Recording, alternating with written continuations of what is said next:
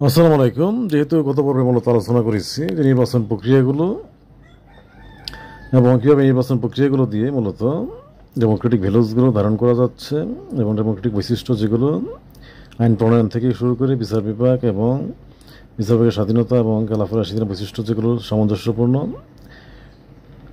বিশেষ করে ইয়ার ক্ষেত্রে নির্বাচন প্রক্রিয়ার ক্ষেত্রে এবং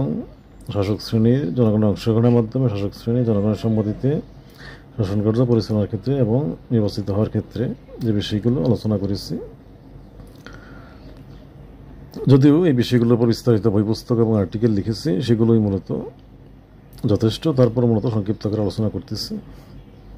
এখন যে বিষয়টি দেখার বিষয় সেটি হলো মূলত যে অবকরাতিলান আগে উল্লেখ করেছি যে জনগণের সম্মতিতে তিনি গোত্রপতিদের ভোটের মাধ্যমে আলাপ আলোচনার মধ্যে পরামর্শ করে তিনি গোত্রপতিদের সম্মতিতে এবং জনগণের সম্মতিতেও নির্বাচিত হলেন খলিফা হিসেবে। তারপর তিনি মূলত নির্বাচন কমিশনকে বা দলের অর্থাৎ তিনি মারা যাওয়ার পূর্বে মূলত অর্থাৎ একটি নির্বাচনকালীন সরকার তিনি বা দলের মধ্য থেকে করে দিলেন, যেটি আমরা বর্তমান কনসেপ্টে আধুনিক ভাষা নির্বাচনকালীন সরকার বলি বা ইলেকশন কমিশন বলি বা দলের স্ট্যান্ডিং কমিটি মেম্বার্স বলি বা ইন্ডিয়ান নেতৃবৃন্দ বলে থাকি। তাদের সাথে তিনি আলোচনা করলেন, আলোচনা করে মোরাদিলানহুকে তিনি মনোনয়ন দিলেন যে তিনি যোগ্য হবেন, জনগণের সমর্থন রয়েছে তার, জনগণের ব্যাপক জনপ্রিয়তা আছে তার, সুতরাং তিনি পরবর্তী খলিফা হবেন। যদিও সিনিয়র নেতৃবৃন্দ এটি রিফিউজ করলেন, বললেন যে তিনি অত রাগী মানুষ, তিনি এটি পারবেন না। কিন্তু আবু রাদিয়াল্লাহু তাদেরকে বোঝালেন যে না, তিনি পারবেন, রাগ থাকলেও দায়িত্ব নিলে তিনি সংশোধন হয়ে যাবেন, সমস্যা হবে না। তারপর মতো তারা মেনে নিল এবং তিনি এক প্রকার প্রেসিডেন্টদের মতো, এমপিদের ভোটের মতো পরোক্ষভাবে যেমন প্রেসিডেন্ট নির্বাচিত হয়ে থাকে ভারত এবং পাকিস্তানে, এরকমভাবে তিনি খলিফা নির্বাচিত হয়ে গেলেন। পরোক্ষ ভোটেই জনগণের সরাসরি ভোটের প্রয়োজন পড়ল না, জনগণ অটোমেটিক সম্মতি রয়েছে। এবং দেখা গেল ঘটনা সত্য,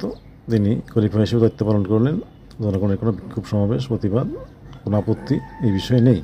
শুধু দলের ওইটুকু আপত্তি ছিল যে তিনি রাগী মানুষ, তাকে দেওয়া ঠিক হবে না, এটুকু আপত্তি ছিল। তারপর তারাও আপত্তি প্রত্যাহার করে নিল। এটুকু মূলত উমর রাদিয়াল্লাহু পর্যন্ত গেল। উমর রাদিয়াল্লাহুর পর আবার খলিফা নির্বাচনের ক্ষেত্রে তিনি উমর রাদিয়াল্লাহু মৃত্যুর পূর্বে তিনি 6 সদস্য বিশিষ্ট অর্থাৎ ইলেকশন কমিশন বা নির্বাচনকালীন সরকার যেটি আমরা বলি বা তত্ত্বাবধায়ক সরকার যাই বলি, তাদেরকে দায়িত্ব দিলেন যে তারা যেন নিজেদের মধ্য থেকে তারা প্রার্থী হতে পারে প্রেসিডেন্ট পদে এবং তারা যেন একজনকে খলিফা নির্বাচন করে বা প্রেসিডেন্ট নির্বাচন করে। তারপর মূলত দেখা গেল তারা মূলত বাকিরা প্রার্থিতা প্রত্যাহার করে নিল। শেষে মূলত দুইজনকে রাখলো, বাছাই করলো, যে আলী রাদিয়াল্লাহু এবং ওসমান রাদিয়াল্লাহু। তারপর মূলত ভোটে দিল। দেখা গেল যে ব্যাপক জনপ্রিয়তা রয়েছে ওসমান রাদিয়াল্লাহু, তিনি নির্বাচিত হলেন, তাকে তারা নির্বাচিত হিসেবে ঘোষণা করলো। আর মূলত আলী রাদিয়াল্লাহু সেটি মেনে নিলেন এবং তাকে স্বাগত জানালেন, যেটি মূলত আমরা বর্তমানে দেখি থাকি যে এটি বিরোধী দল সরকারি দলকে মানে যে নির্বাচিত প্রার্থীকে মূলত ফুলের তোড়া দিয়ে স্বাগত জানিয়ে থাকে বা গ্রহণ করে থাকে ইত্যাদি বিষয়গুলো, যা আধুনিক ডেমোক্রেটিক ভ্যালুসে মূলত রয়েছে। তারপর মূলত দেখা গেল যে ওসমান রাদিয়াল্লাহু মারা যাওয়ার বিক্ষোভের মাধ্যমে তিনি যখন মারা গেলেন, তখন জনগণের সম্মতিতে আবার ব্যাপক সংখ্যক মানুষের সম্মতিতে আলী রাদিয়াল্লাহু তিনি নির্বাচিত হলেন খলিফা হিসেবে। কিন্তু দলের আরেক সদস্য অর্থাৎ সিরিয়ার গভর্নর মুয়াবিয়া রাদিয়াল্লাহু তিনি মূলত এর প্রতিবাদ করলেন যে তিনি হত্যাকাণ্ডের বিচার যাচ্ছে আগে, না হয় তিনি খলিফা হবেন, অর্থাৎ তার খেলাফতটুকু অর্থাৎ তার নির্বাচনটুকু তিনি মেনে নিতে রাজি না। এখন দেখা যাচ্ছে মেজরিটি ভোটেই মূলত আলী রাদিয়াল্লাহু নির্বাচিত হয়ে গেছেন, যেটি ছোট একটি জনসমর্থন রয়েছে সিরিয়াতে মূলত মুয়াবিয়া রাদিয়াল্লাহু, তিনি মূলত বাধা দিচ্ছে, মেজরিটি মতামতকে তিনি মানতেছে না। তারপর দেখা যাচ্ছে যুদ্ধ হলো এবং তারপর মূলত সালিশ হলো, অর্থাৎ যেমনটি সুপ্রিম কোর্টে এখনও পর্যন্ত বা নির্বাচন কমিশনে প্রার্থিতা বাতিল হয়ে যায় এবং নির্বাচনের ফলাফল নিয়ে সুপ্রিম কোর্টে মামলা করা যায়। ঠিক একই রকম সালিশ বোর্ড গঠন হলো, শুরা বোর্ড, যেখানে মূলত আলী রাদিয়াল্লাহু এবং ওসমান রাদিয়াল্লাহু বিষয়টি নিয়ে আলোচনা হলো, নানা বিষয়ে মতামত আসলো, এমনকি এক পর্যায়ে শেষে তাদের দুজনকে সাসপেন্ড করে দিল, যে তাদের এবং সেখানে সিদ্ধান্ত হলো, সালিশ বোর্ড জানিয়ে দিল যে মুসলমানদের খলিফা মুসলমানদের অন্যান্য প্রার্থী থেকে মেজরিটি ভোটের মাধ্যমে নির্বাচন করা হবে, যেখানে তারা মূলত কয়েকজন সাহাবীর নাম উল্লেখ করলো, এমনকি উমর রাদিয়াল্লাহু আনহুর ছেলেকেও তারা, আবু বকর রাদিয়াল্লাহু আনহুর ছেলেকেও নির্বাচনের ক্ষেত্রে তারা প্রার্থী হিসেবে প্রস্তাব দিল। অর্থাৎ যে বিষয়টি আমরা দেখতে পাচ্ছি, তার পরবর্তীতে আমরা দেখতে পাই আবারও যে জনগণ মূলত জনপ্রিয়তার দিক থেকে মূলত যে বিষয়টি এখনও দেখা যায়, পরিবারতন্ত্র থাকে, পরিবারের প্রতি মানুষের একটি আগ্রহ থাকে, অতীতকাল থেকে সেটি ছিল। যেমন আলী রাদিয়াল্লাহু আনহু মারা যাওয়ার পর তার ছেলে হাসান এবং হোসেন রাদিয়াল্লাহু আনহু, তাদের প্রতি মানুষের যথেষ্ট আনুগত্য এবং রয়েছে, তার সমর্থক গোষ্ঠী সকলেই হাসান রাদিয়াল্লাহু আনহুকে, তার আলী রাদিয়াল্লাহু আনহুর ছেলে, তাকে মূলত খলিফা হিসেবে নির্বাচিত করলো এবং জনগণের বড় একটি অংশই তাকে 5-6 মাস প্রায় খলিফা হিসেবে নির্বাচিত রাখলো, তিনি দায়িত্ব পালন করলেন। কিন্তু মুআবিয়া রাদিয়াল্লাহু আনহু সেটি মানলেন না, আবারও তিনি তার বিরুদ্ধে যুদ্ধ করা শুরু করলেন। এক পর্যায়ে তিনি আলাপ আলোচনার ভিত্তিতে হাসান রাদিয়াল্লাহু আনহু চুক্তিতে পৌঁছাইলেন যে তিনি তার কাছে ক্ষমতা হস্তান্তর করবেন, তিনি পদত্যাগ করবেন, এবং পরবর্তীতে যেন মুআবিয়া রাদিয়াল্লাহু আনহুর পর তিনি মুআবিয়া রাদিয়াল্লাহু আনহুর সমর্থন দেয় তার ছোট ভাই হোসেন রাদিয়াল্লাহু আনহুকে যেন নির্বাচিত করে পরবর্তী খলিফা। এই চুক্তিতে তিনি হাসান রাদিয়াল্লাহু আনহু পদত্যাগ করলেন। কিন্তু দেখা গেল তিনি মুআবিয়া রাদিয়াল্লাহু আনহু মারা যাওয়ার পূর্বে তিনি মূলত তার ছেলে ইয়াজিদকে খলিফা হিসেবে মনোনয়ন দিয়ে গেলেন, সমর্থন দিয়ে গেলেন, নির্বাচিত করিয়ে তারপর তিনি গেলেন, কিন্তু তিনি চুক্তিটি ভঙ্গ করলেন। এমনকি দেখা গেল পরবর্তীতে ইয়াজিদ রাদিয়াল্লাহু আনহু এসে মূলত হোসেন রাদিয়াল্লাহু আনহুকে হত্যা করল, যেখানে মূলত হোসেন রাদিয়াল্লাহু আনহু আবারও এই কুফাবাসী অর্থাৎ এবং মক্কার একটি এবং মদিনার প্রায় বড় একটি অংশের মূলত তিনি সমর্থনে এক প্রকার তিনি প্রার্থী হিসাবে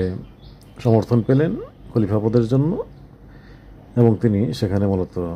নির্বাচন প্রক্রিয়ার মধ্যে ঢুকেছে। খলিফা মানুষের কাছাকাছি যাওয়ার চেষ্টা করছে, মানুষের মতামত এবং জনমত এগুলো মিটিং কাভারেজ করার সময়টাতেই তিনি মূলত এক প্রকার ইয়াজিদ বাহিনীর দ্বারা আক্রমণের মাধ্যমে নিহত হলেন, শিরচ্ছেদ করা হলো, তার পরিবার সদস্যদের হত্যা করা হলো। যাই হোক, আমরা যে বিষয়টা দেখতে পাচ্ছি মূলত খেলাফা রাশিদিন পর্যন্ত, অর্থাৎ একদম নবী মুহাম্মদ সাল্লাল্লাহু আলাইহি ওয়াসাল্লাম থেকে হোসেন রাদিয়াল্লাহু আনহু পর্যন্ত যে সকল নির্বাচন প্রক্রিয়াগুলো চলেছে, একটি দেখা যাচ্ছে প্রেসিডেন্ট ইলেকশনের মতো, কোথাও পরোক্ষভাবে নির্বাচিত হচ্ছে, কোথাও সরাসরি জনগণের ভোটের মাধ্যমে হচ্ছে, এমনকি কোথাও এক্সপার্ট টিমও সাথে যুক্ত হচ্ছে। অর্থাৎ যে বিষয়গুলো আগে উল্লেখ করেছি মূলত, যে জনগণের ভোট হচ্ছে, ইলেকট্রাল কলেজ ভোট হচ্ছে, আবার নিম্নকক্ষের ভোট হচ্ছে, উচ্চকক্ষের ভোট হচ্ছে, তারপর মূলত যৌথভাবে, এমনকি আগে উল্লেখ করেছি যেমন আলী রাদিয়াল্লাহু আনহু বা ওমর রাদিয়াল্লাহু আনহু, তারা খলিফা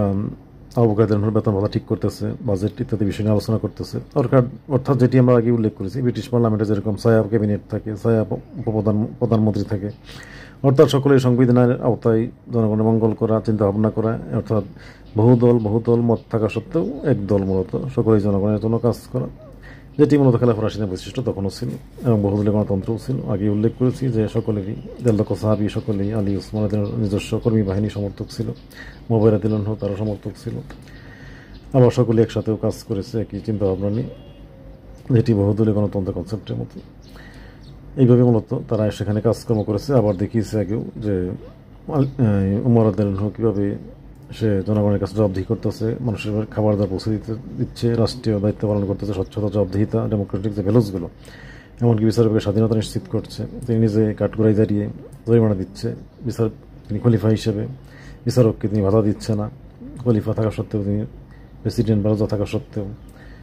সাধারণ জনগণের মতো তিনি বিচার মেনে নিয়েছে। এইভাবে তিনি আইন প্রণয়নের ক্ষেত্রেও যেটি উল্লেখ করেছি যে তিনি পাঞ্জাবি ছোট না বড় জবাবদিহি করতেছে, দেনমোহর বৃদ্ধি কতটুকু করবে মহিলার জিজ্ঞেস করতেছে, জানতেছে, বাছাই করতেছে, প্রতিবাদ শুনতেছে, আমরা নিচ্ছে এবং চিন্তা ভাবনা করতেছে, তারপর সেটি বৃদ্ধি করতেছে। অর্থাৎ আইন প্রণয়নের ক্ষেত্রেও জনগণের মতামত নিচ্ছে এবং এক্সপার্ট টিমের মেয়েরা মতামত নিচ্ছে, ইত্যাদি বিষয়গুলো, ডেমোক্রেটিক যে ভ্যালুসগুলো এসেছে এগুলো তখনও সেগুলো চর্চা হয়েছে, সেগুলো আমরা দেখলাম। এমনকি সেটাও দেখলাম যে চিফ জাস্টিস কীভাবে সিদ্ধান্ত দিচ্ছে আইন প্রণয়নের ক্ষেত্রে, এবং সুপ্রিম কোর্ট, তারপর মূলত আবার প্রেসিডেন্ট সকল বিষয়ে, বাজেট থেকে শুরু করে সকল বিষয়গুলো কীভাবে সকল কাজের হেড অফ দ্য স্টেট হিসেবে মূলত সর্বশেষ তিনি চূড়ান্ত অনুমোদন দিচ্ছে, সেই বিষয়গুলো আমরা দেখেছি কি আবু বকর রাদিয়াল্লাহু আনহু কীভাবে তিনি চূড়ান্ত সিদ্ধান্তদাতা হিসেবে নবীজি কর্তৃক তিনি নির্বাচিত হয়েছেন, অর্থাৎ নবীজি পরামর্শ দিয়ে গেছেন। এবং নবীজি নিজেও একক ব্যক্তি হিসেবে তিনি মুসলিম হিসেবে তারপর তিনি মদিনায় প্রচার প্রচারণার মাধ্যমে কনভিন্স করার মাধ্যমে তিনি মূলত এম্পাওয়ার্ড হয়েছেন, সেখানে ক্ষমতাধর হয়েছেন। কিন্তু তিনি সামরিক কোনো অস্ত্রের মাধ্যমে, কোনো বন্দুকের মাধ্যমে, ভারী অস্ত্রের মাধ্যমে তিনি মূলত এম্পাওয়ার্ড হন নাই, ক্ষমতাধর হন নাই বা ক্ষমতা তিনি ধরে রাখেন নাই। জনগণের সম্মতিতে তিনি মদিনায় মানুষকে মুসলিম করার মাধ্যমে, প্রচার প্রচারণার মাধ্যমে শান্তিপূর্ণভাবে তিনি সেখানে এম্পাওয়ার্ড হয়েছেন, তাদের রাজা হয়েছেন, তাদের প্রেসিডেন্ট নির্বাচিত হয়েছেন। এইভাবেই মূলত ডেমোক্রেটিক ভ্যালুসগুলো, অর্থাৎ জনগণের যেন সম্মতি থাকে, এটি মূল কথা, প্রাথমিক চূড়ান্ত কথা, যে জনগণের সম্মতিতে পরোক্ষ ভোট হোক আর প্রত্যক্ষ ভোট হোক, মানুষের সম্মতিতে শাসনকার্য পরিচালনা করতে হবে, যেখানে মূলত গলিফারানি হতে হবে না, বিক্ষোভ বিদ্রোহ হবে না, যুদ্ধ বিগ্রহ হবে না, শান্তিপূর্ণভাবে শাসনকার্য চালিয়ে নেওয়া যাবে, মানুষের কাছে স্বচ্ছতা জবাবদিহিতা থাকবে, মানুষকে মূলত রাষ্ট্রের নিয়মকানুন ইত্যাদি বিষয়গুলো জানানো হবে, মানুষকে অনেক সময় শিক্ষিত করার মাধ্যমে বুঝিয়ে শুনে অংশগ্রহণ করানোর চেষ্টা করা হবে, যাতে এই সকল সমস্যাগুলো না থাকে, মানুষ নিজে অংশগ্রহণ করতে পারে। যেমনটি অনেক এখন বর্তমান ডেমোক্রেটিক ভ্যালুসের মাধ্যমে যেগুলো এসেছে, ইমপিচমেন্ট করা হচ্ছে, প্রধানমন্ত্রী 2 টার্ম 3 টার্ম বেঁধে দেওয়া হচ্ছে, নতুন নেতৃত্ব সৃষ্টি করা হচ্ছে, বিরোধী দলকে আসার সুযোগ দেওয়া হচ্ছে ইত্যাদির মাধ্যমে মূলত বিক্ষোভ বিদ্রোহ, নানান যত ত্রুটিগুলো রয়েছে শাসন ব্যবস্থাপনা, সেগুলো মিনিমাইজ করা হয়েছে, সেগুলো রোধ করা হয়েছে, যেগুলো মূলত খেলাফত রাশিদিনের বৈশিষ্ট্য এবং নবীজির পরামর্শ, সাহাবীদের চর্চা, এগুলোই ডেমোক্রেটিক ভ্যালুস হিসেবে মূলত এখন সামঞ্জস্যপূর্ণ হিসেবে পাওয়া যাচ্ছে, যেটি আধুনিক যুগোপযোগী শব্দে ডেমোক্রেটিক ভ্যালুস নামে চলতেছে। এখন যে বিষয়টি দেখার চেষ্টা করলাম যে ইউরোপ, আমেরিকা এবং জাতিসংঘ, এমনকি মুসলিম 50টি রাষ্ট্র এবং অমুসলিম অধ্যুষিত রাষ্ট্রগুলোতে এই ডেমোক্রেটিক ভ্যালুস নামে এই খেলাফত রাশিদিনের বৈশিষ্ট্যটুকু, অর্থাৎ কোরআন সুন্নাহটুকু পরিচালিত হচ্ছে শাসন ব্যবস্থার ক্ষেত্রে, যেটিকে আমি বলে থাকি মুসলিম বিশ্ব, যার ফলে শাসন ব্যবস্থার দিক থেকে এখন দেখার চেষ্টা করি যে আরব রাষ্ট্রগুলো, সেখানে মূলত যে 5-7টি আমাদের আরব রাষ্ট্র রয়েছে, সেখানে কি চলতেছে মূলত, সেখানে কি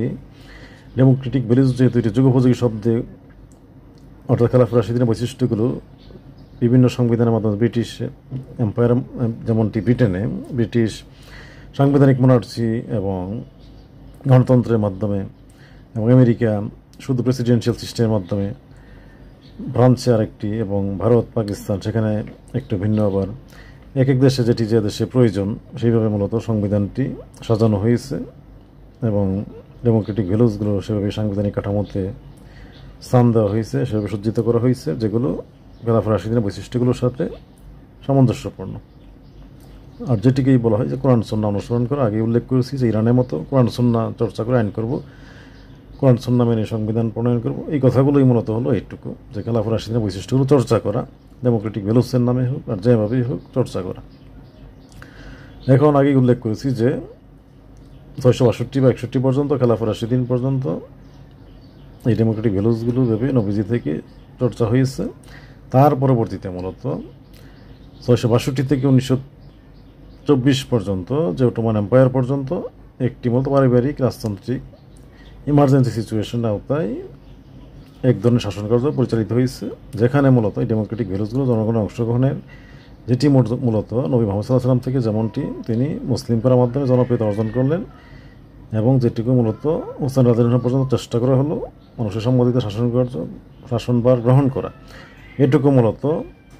খেলাফত রাশিদিনের পর থেকে 662 থেকে 1923 পর্যন্ত করানো যায় নাই, মুসলিম সাম্রাজ্যগুলোতে করা যায় নাই। কারণ হলো এই খেলাফত রাশিদিন পর্যন্ত 4-5 জন খলিফা পর্যন্ত নিহত হয়েছে বিক্ষোভ বিদ্রোহের মধ্যে, যার ফলে মূলত ক্ষমতাটি ধরে রাখার চেষ্টা করেছে রাজতন্ত্রের মাধ্যমে, যেখানে যেহেতু বিভিন্ন রাষ্ট্রে যুদ্ধ করতে হচ্ছে, যুদ্ধের মধ্যে দখল করতে হচ্ছে, সাম্রাজ্য বিস্তার করতে হচ্ছে, সেই জন্য ইমার্জেন্সি সিচুয়েশন হতে আমরা এখনও দেখতে পাই যে ইমার্জেন্সি সিচুয়েশন, কোথাও ইমার্জেন্সি বা মার্শাল ল দেওয়া হলে ডেমোক্রেটিক ভ্যালুসগুলো সাসপেন্ড করা হয়, ডেমোক্রেটিক উপাদানগুলো চর্চা করা হয় না, করার সুযোগ থাকে খুবই কম। এই বিষয়টি তখন চর্চা করেছে। এখন যে বিষয় দেখার চেষ্টা করব যে ডেমোক্রেটিক ভ্যালুসগুলো কতটুকু চর্চা করতেছে, বিশেষ করে আরব রাষ্ট্রগুলো, 62টি যেহেতু আরব রাষ্ট্র রয়েছে, যেখানে মূলত অ্যাবসলিউট মনার্সি রয়েছে। যেমন সৌদি আরবের ক্ষেত্রে আমরা দেখি যদি, যে সৌদি আরবে মূলত যে বিষয়টি একটি পারিবারিক সংবিধান, পারিবারিক রাজতন্ত্র রয়েছে, অ্যাবসোলিউট মনার্সি, যেটি মূলত কোরআনে আমরা যে বিষয়টি দেখতে পাই যে মূল তত্ত্ব এবং একটি যেটি ডেমোক্রেটিক ভ্যালু, সেটি আমরা দেখতে পাচ্ছি যে মূল তত্ত্ব নয়, এটি মূলত যুগোপযোগী মানদণ্ড। যেমনটি দেখা যাচ্ছে যুগোপযোগী মানদণ্ডের মাধ্যমে মূলত ইউরো আমেরিকার ক্ষেত্রে দেখা যাচ্ছে প্রায় নেদারল্যান্ড থেকে শুরু করে ভ্যাটিকান সিটি, মোনাকো ইত্যাদি দেশগুলোতে অপরাধ শূন্য, কোনো কারাগার নেই। অর্থাৎ এই যুগোপযোগী মানদণ্ডের মতো 80 বছর পর এসে চর্চা করে দেখা যাচ্ছে এখন যুগোপযোগী মানদণ্ডের মাধ্যমে যে চুরির জন্য হাত না কাটলেও বা শিরোচ্ছেদ না করলেও, মৃত্যুদণ্ড সর্বোচ্চ আইনের সর্বোচ্চ শাস্তি কার্যকর না করলেও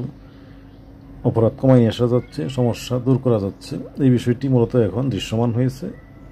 এবং এটি ফাংশনাল হয়েছে। 80 বছর আগে কিন্তু এটুকু মূলত 100 বছর আগে বোঝার সুযোগ ছিল না, কারণ রাষ্ট্রগুলোতে এগুলো চর্চা হতো না। এখন এই চর্চাটুকু না থাকায় আরব রাষ্ট্রগুলো স্বাভাবিকভাবে মুসলিমদের নেতৃত্ব দিয়েছে। যেমনটি আগে উল্লেখ করেছি যে একটি সাম্রাজ্য তাদেরকে বাস্তবায়ন করতে হয়েছে, প্রায়বার কোরআন সুন্নাহ প্রশিক্ষণ দিতে হয়েছে সারা পৃথিবীব্যাপী, যেখানে মূলত ইমার্জেন্সি সিচুয়েশন ছিল, যার ফলে ডেমোক্রেটিক এই ভ্যালুসগুলো যেটি মূলত নবীজি চর্চা করেছে, খেলাফা রাশিদিন চর্চা করেছে জনগণের সম্মতির মাধ্যমে, খলিফা নির্বাচিত হওয়া বা অন্যান্য কাজগুলো আইন প্রণয়নের ক্ষেত্রে ইত্যাদি বড় আকারে তারা চর্চা করতে পারে না, সাসপেন্ড রাখছে, দুর্বলভাবে চর্চা করেছে।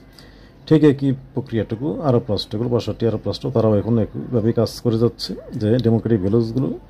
বড় আকারে তারা সাসপেন্ড রেখে এক প্রকার ইমার্জেন্সি সিচুয়েশন আওতায় ক্ষমতা ধরে রেখে চুরির জন্য এখন তারা হাত কাটতেছে, শিরোচ্ছেদ করতেছে, সর্বোচ্চ শাস্তিটুকুই প্রয়োগ করে মাধ্যমে মূলত কোরআন সুন্নাহর এক ডেমোক্রেটিক ভ্যালুস পুরোপুরি চর্চা না করে বা খেলাফা রাশিদিনের সকল বৈশিষ্ট্য পরিপূর্ণভাবে চর্চা না করে আংশিক চর্চা করে কিছু সাসপেন্ড রেখে মূলত ইমার্জেন্সি সিচুয়েশন চালিয়ে যাচ্ছে। কারণ হলো যেহেতু জাতিসংঘের মাধ্যমে আগে উল্লেখ করছি যে 5টি স্থায়ী সদস্য রাষ্ট্র সকলেই অমুসলিম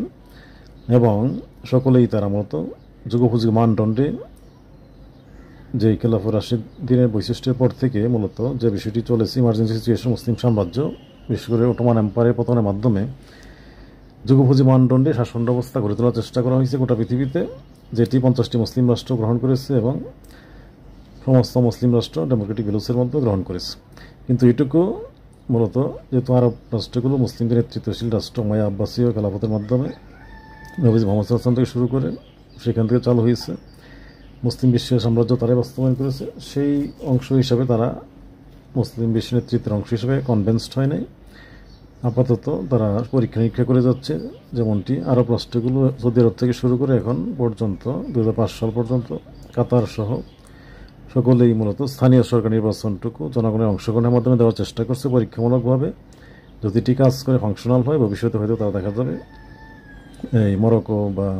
জর্ডান, ইরানের মতো এরকম রাজতন্ত্র, সাংবিধানিক রাজতন্ত্র, ব্রিটেনের মতো বা গণতন্ত্র তারা ধারণ করতেছে। কিন্তু এখনও তারা সেদিকে যায় নাই। প্রধানমন্ত্রী নির্বাচনটুকু তারা জনগণের মাধ্যমে অংশগ্রহণের মাধ্যমে দিচ্ছে না, কারণ হলো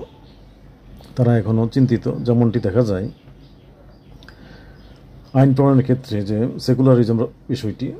যে যুগোপযোগী মানদণ্ড, এটি এখনও পর্যন্ত অনেক মুসলিম রাষ্ট্র গ্রহণ করে নাই। আইন প্রণয়নের ক্ষেত্রে যেমন পাকিস্তান রাষ্ট্রতম ইসলাম রেখেছে, যদিও তারা চুরির জন্য হাত কাটতেছে না। যুগোপযোগী মানদণ্ডে ব্রিটিশ আমেরিকার মতো সেকুলারিজমটি অর্থাৎ এই যুগোপযোগী মানদণ্ডটি আইন প্রণয়নের ক্ষেত্রে কার্যকর করছে, প্রয়োগ করতেছে, কিন্তু প্রকাশ্যে রাষ্ট্রে কিন্তু রাষ্ট্রধর্ম ইসলাম রেখেছে। ইরানও একই অবস্থা, রাষ্ট্রধর্ম ইসলাম রেখেছে। এরকম বহু রাষ্ট্রই রাষ্ট্রধর্ম এখনও ইসলাম রেখেই মূলত যুগোপযোগী মানদণ্ডটি প্রয়োগ করতেছে, অর্থাৎ মূল তত্ত্বটি প্রয়োগ করতেছে না।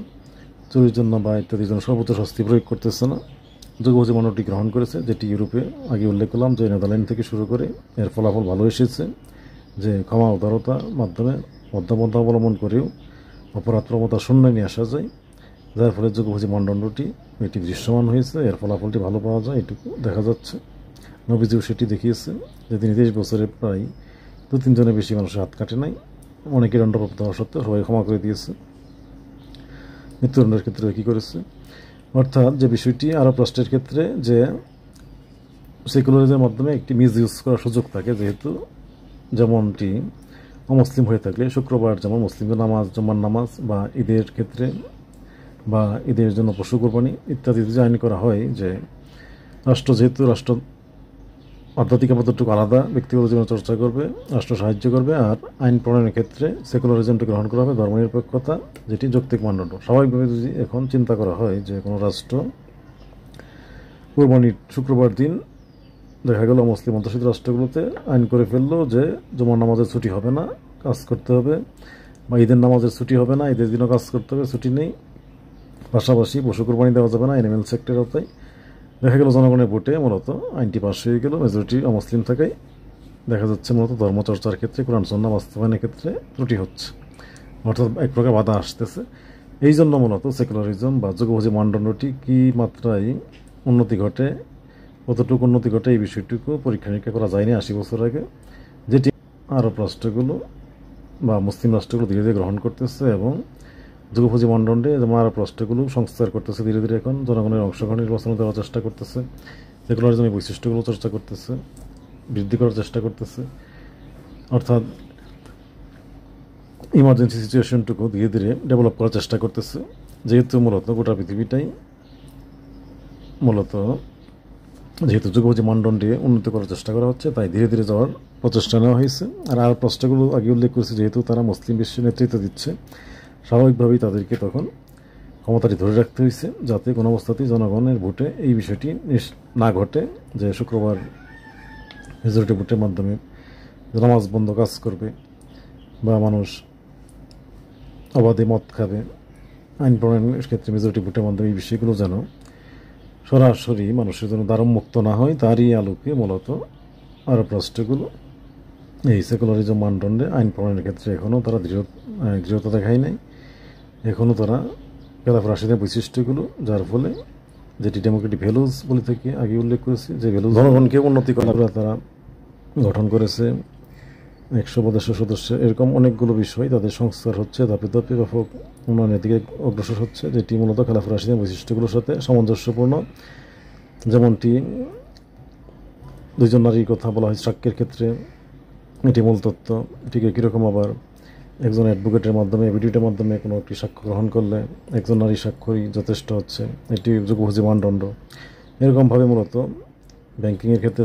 ব্যাংকিং থেকে শুরু করে সকল বিষয়ে আরব রাষ্ট্রগুলো যুগোপযোগী মানদণ্ডে বর্তমানে এরকম উন্নয়ন ঘটিয়েছে। আবার কিছু মূল তত্ত্ব অনুসরণ করে যাচ্ছে, যেমন চুরির জন্য হাত কাটা ইত্যাদি আইনে রয়েছে, আবার অনেক সংস্কারও করেছে, যার ফলে এক প্রকার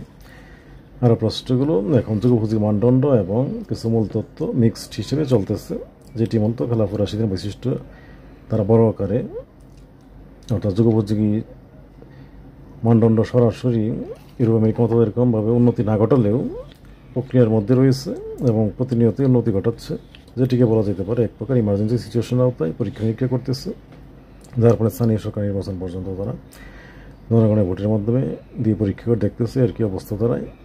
ইত্যাদি বিষয়গুলো বিস্তারিত পরবর্তীতে অন্য ব্যাপারগুলো আলোচনার চেষ্টা করব, যেহেতু আগে উল্লেখ করছি।